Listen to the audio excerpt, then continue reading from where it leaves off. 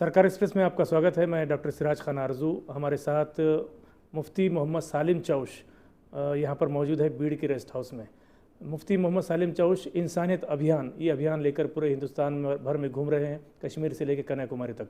लोगों में एकजहती, एकात्मता और राष्ट्रीय एकता पैदा करने की इनकी कोशिश है और इस कोशिश को लेकर पूरे हिंदुस्तान में ये जगह जगह जाकर अपनी बात, अपना पैगाम पहुँचा रहे हैं। इसी गर्ज के चलते बीड़ में आए हुए हैं। सरकार एक्सप्रेस उनसे जानना चाहेगा कि बीड़ में आने का क्या मकसद है और उनका क्या उद्देश्य है। मुफ्ती साहब, आपका स्वागत है। सबसे पहले मुझे बताइए, आप इस अभियान को लेके, इंसानियत अभियान को लेके पूरे हिंदुस्तान भर में जो घूम रहे हैं, तो आपका क्या उद्देश्य है? असल में सिराज साहब, ये पूरे मुल्क में हम लोगों ने देखा कि हिंदू, मुस्लिम, सिख, ईसाई, बौद्ध, जैन, इन धर्म के बीच में बहुत सारे लोग नफ़रत पैदा करने की कोशिश कर रहे हैं और मिस मैसेजेस जो उस मज़हब से कोई ताल्लुक़ ही नहीं है, ऐसी बातें दूसरे मज़हब वालों को पेश की जा रही है, जिससे दूसरे मज़हब वालों में खौफ बोलो या नफ़रत बोलो वो देखी जा रही है। भारतवासियों में नफ़रत का पैदा होना, खौफ का पैदा होना, ये देश के लिए खतरे की घंटी है। इसके लिए हमें ऐसा लगा कि तमाम धर्म के धर्मगुरुओं को लेकर, तमाम सियासी पार्टियों के इंसानियत पसंद लीडरों को साथ में लेकर क्यों ना देश के अंदर एकता और अखंडता और इत्तेहाद पैदा किया जाए भारतवासियों में, और भारतीयों को भारतीयता की तरह बुलाया जाए। हम लोगों का मज़हब अलग है, हमारी पार्टियाँ अलग है, हमारी ज़ात पात, काफ़ी सारी ज़ात पात यहाँ रहती है, लेकिन उनके दरमियान वो नफ़रत पहले नहीं थी जो अब बहुत बड़े पैमाने पे बढ़ रही है। उसके लिए हम लोगों ने ये 10 साल से एक मूवमेंट चला रहे, इंसानियत अभियान, और 19 फरवरी शिव जयंती के मौके पर हम लोगों ने नागपुर टू मुंबई एक 25 दिन की इंसानियत अभियान रैली का आयोजन किया, कि जिसमें हम हर शहर, तालुका, गांव-गांव जाके हिंदू, मुस्लिम, सिख, ईसाई, बौद्ध, जैन और दीगर मज़हबों के बीच में नफ़रतों को दूर करके मोहब्बत पैदा करने के लिए और एकता, अखंडता पैदा करने की हम लोग कोशिश कर रहे हैं। जी, आप महाराष्ट्र के बहुत से शहरों में घूम रहे हैं, तो जिन लोगों से मिल रहे हैं, तो किस कम्युनिटी के लोगों से आप ख़ास तौर पे मिल रहे हैं? हमारा ख़ास तौर से कुछ नहीं, बल्कि ऑल पार्टीज़।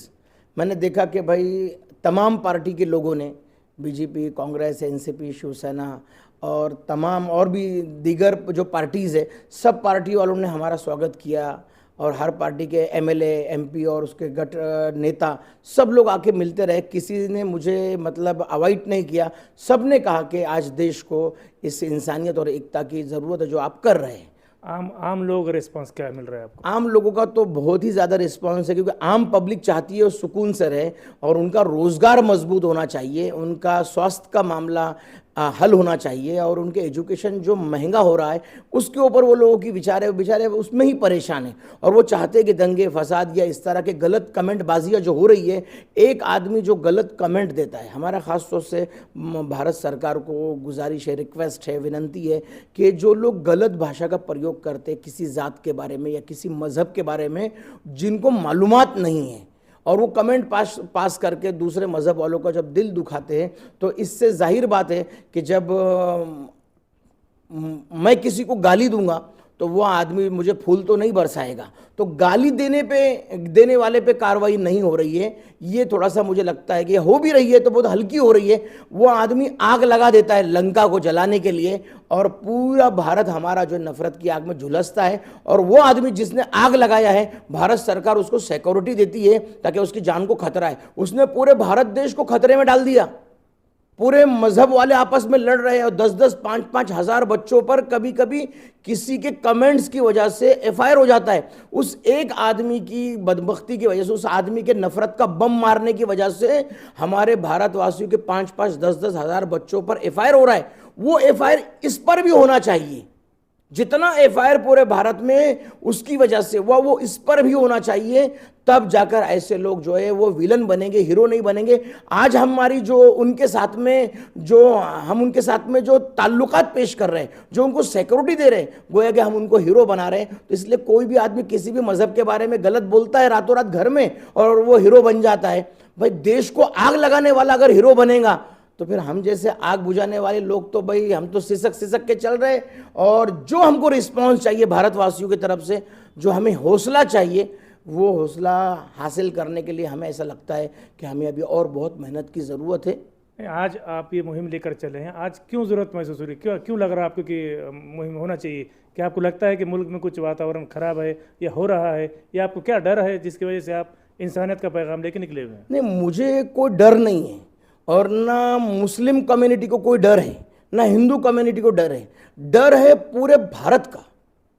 ये हमारी इस तरह की शरारत से भारत कमज़ोर हो रहा है और हमारे हिंदुस्तानियों के बीच में दरार पैदा हो रही है। किसी कौम का कुछ क्या नुकसान होगा? जो मरने वाले बेचारे वो फिर मरी रहे आज भी। लेकिन मसला ये है कि इससे अल्लाह ने हमें कुरान में जो सबक सिखाया है वो सबक मुझे झंझोड़ता है। एक अल्लाह तबारक व तआला की आयत है, कुरान में फरमाया कि जिसने एक बेकसूर इंसान को हलाक किया उसने गोया कि पूरी इंसानियत को हलाक किया। तो हमारा ये दर्द है कि वो हिंदू हो, मुस्लिम हो, बौद्ध हो, जैन हो, बम्मन हो, कोई भी हो, अगर वो इंसान बेकसूर मारा जाता है तो मेरे अल्लाह का फरमान ये है कि तुमने गोया कि पूरी इंसानियत को हलाक किया। तो हम ये सोच रहे हैं कि भाई किसी भी बेकसूर इंसान का इस देश में कत्ल नहीं होना चाहिए और वो मारा जाना नहीं चाहिए। तो उसके देखिए, लॉ एंड ऑर्डर का काम स्थापित करने का काम गवर्नमेंट का है। ये आप इंसानियत का पैगाम लेकर चले, बहुत अच्छी बात है, लेकिन लॉ एंड ऑर्डर का काम गवर्नमेंट का आपको क्या सपोर्ट है, आप गवर्नमेंट को साथ में लेकर काम कर रहे हैं क्या? डीजी साहब का मैं बहुत बहुत धन्यवाद पेश करूंगा कि मैंने जब उनसे पूरे महाराष्ट्र के लिए इंसानियत अभियान रैली की परमिशन मांगी तो डीजी साहब ने मुझे परमिशन दी। ये बहुत बहुत शुक्रिया, क्योंकि बहुत सारे लोग ऐसा कह रहे थे कि भाई हुकूमत शायद इंसानियत को पसंद ना करे। मुझे नहीं लगता ऐसा कि कोई हुकूमत इंसानियत को पसंद ना करे। मेरी तो हिम्मत यही थी और हौसला यही था कि भाई कोई भी हुकूमत हो, मेरा किसी हुकूमत के बारे में कोई नज़रिया नहीं है। मैं दो ही चीज़ मानता हूँ, एक तो इंसान, एक तो शैतान है। एक तो उजाला, एक अंधेरा है, हाँ, एक रोशनी, एक जुल्मत है। मुझे एक ही मालूम है, एक सच है, एक झूठ है। तो मुझे ये मालूम है कि भाई हमारा जो भारत का जो मिजाज और माहौल है वो इंसानियत वाला है। हुकूमत कोई भी आए, लेकिन मुझे उम्मीद थी कि परमिशन मिलेगी और अल्लाह का करम हुआ कि मुझे परमिशन मिली और इंसानियत के लिए हम लोग टूटी फूटी कोशिश कर रहे हैं। दूसरे धर्म के धर्मगुरुओं का आपको क्या रिस्पांस है इस आपके अभियान में? हमें हिंदू भाइयों के जितने भी है धर्मगुरु है, बौद्ध के धर्मगुरु है, क्रिश्चियन के, जगह जगह के ऊपर वो लोग हमारे इस काम को बहुत सराह रहे हैं, मुझे बहुत हिम्मत दे रहे हैं और मुझे एग्जाम्पल्स दे रहे हैं कि जो बुद्ध जो थे हमारे गौतम बुद्ध, जो उन्होंने काम किया, या मतलब जो इस तरह के बड़े बड़े उनके संत और स्वामी गुजरे, उनसे वो मुझे मिसालें दे रहे कि वो काम जो उन्होंने उस ज़माने में किया मुफ्ती साहब आप कर रहे हैं। तो मुझे इस तरह का वो लोग हौसला दे रहे हैं। कुछ 100-200 में एक आधा धर्मगुरु होता है जो जहरीला होता है, वो जहर फैलाता है, और 100-200 हिंदुस्तानियों में एक आधा शख्स ऐसा होता है जो जहरीला होता है। वरना तो हमारे देश के अंदर अक्सर, चाहे वो हिंदू हो, दलित हो, बौद्ध हो, वो मोहब्बत ही चाहता है। और मैं एक बात कहूँगा भारतवासियों को कि अगर आप नफ़रत फैलाना चाह रहे हो, गोया कि अपने देश को आग लगा रहे हो, अपने देश को बंटवारे की तरफ लेके जा रहे हो और अपने देश को बर्बादी की तरफ लेके जा रहे हो। क्यों कि हमारे नफरत के बोल और हमारा जातिवाद करके फैसला करना, एक तो हमारे पैदा करने वाले मालिक को भी पसंद नहीं है, और दूसरा इस देश के लिए, सुरक्षा के लिए, इसके प्रगति के लिए जुल्म और अत्याचार वाला फैसला, ये बिल्कुल भी इस देश को प्रगति पे लेके नहीं जा सकता। इसलिए इंसाफ का फैसला होना चाहिए। लास्टली 2 लाइन बीड़ जिले के जनता के लिए आपका क्या संदेश रहेगा लास्ट? हमारा एक ही संदेश है बीड़ के लिए, कह लीजिए महाराष्ट्र के लिए, कह लीजिए पूरे भारत के लिए, इवन पूरे दुनिया के लिए हम एक ही मैसेज दे रहे हैं, इंसाफ लाओ, देश बचाओ, भारतवासियों नफ़रत मिटाओ।